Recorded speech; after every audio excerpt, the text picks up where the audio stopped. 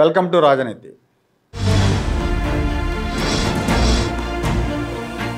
విద్యుత్ శాఖలో డిస్ట్రిబ్యూషన్ సిస్టమ్ను దీన్ని పునర్వ్యవస్థీకరించేందుకు అట్లాగే నాణ్యమైన విద్యుత్ సరఫరా కోసం గత ప్రభుత్వ హయాంలో 13,000 కోట్లతో పనులు చేపట్టారండి.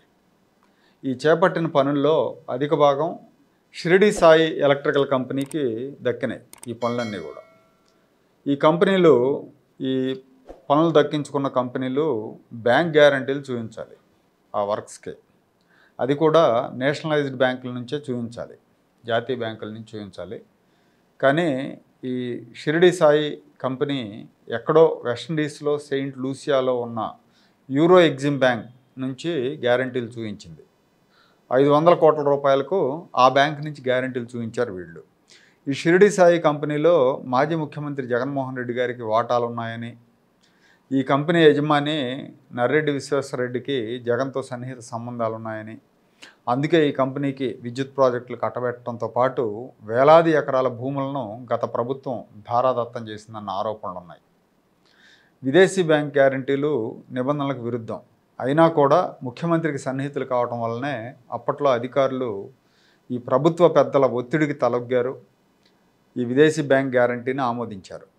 ఇవి నిజమైన గ్యారంటీలేనా అని కనీసం పరిశీలన కూడా చేయకుండా ఆమోదించారు. ఇప్పుడు ప్రభుత్వం మారిపోయింది.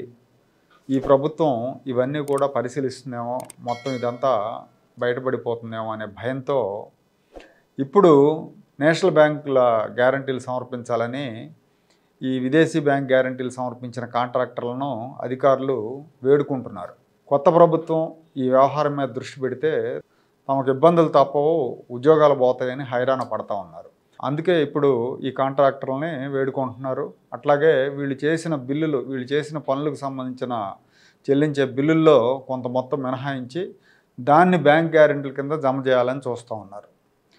ఒక్క షిరిడి సాయి ఎలక్ట్రికల్స్ అనే కాదు, జగన్మోహన్ రెడ్డి ప్రభుత్వంతో అంటగాగిన మెగా కంపెనీ కూడా ఇదే విధంగా విదేశీ బ్యాంక్ గ్యారెంటీలు చూపించిందన్న ఆరోపణలు ఉన్నాయి.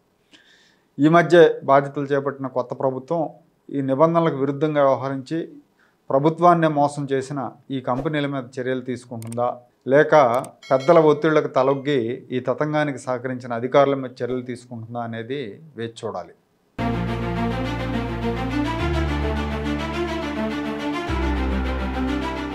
Like, share and subscribe to Rajaniti channel.